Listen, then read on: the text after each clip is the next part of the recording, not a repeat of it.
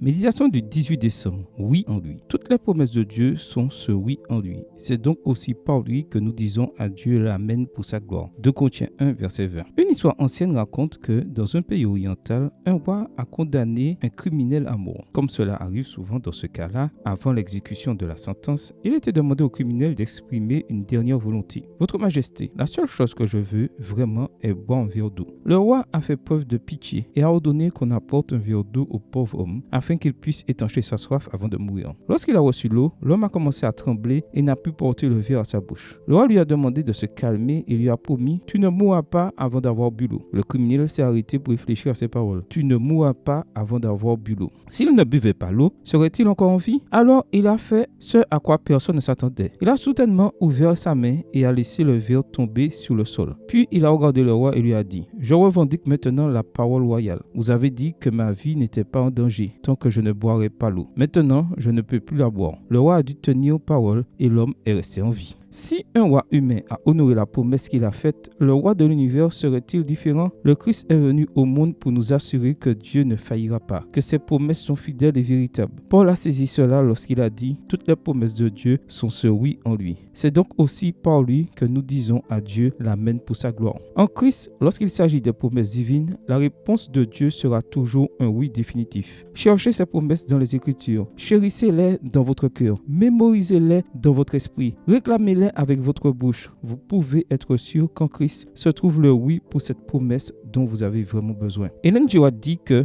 nous devrions prendre les promesses de Dieu une par une et les examiner de près de tous côtés afin de pouvoir saisir leur richesse et d'être soulagés, réconfortés et fortifiés par elles. Extrait du livre Promesas para los últimos días. Promesses pour les derniers jours, chapitre 1, page 12. Aujourd'hui, vous pouvez laisser le verre tomber au sol et dire à Dieu « Merci de ce que tes promesses sont pour moi, ce oui en Christ. » Amen. Bonne journée à vous et que le Seigneur vous bénisse.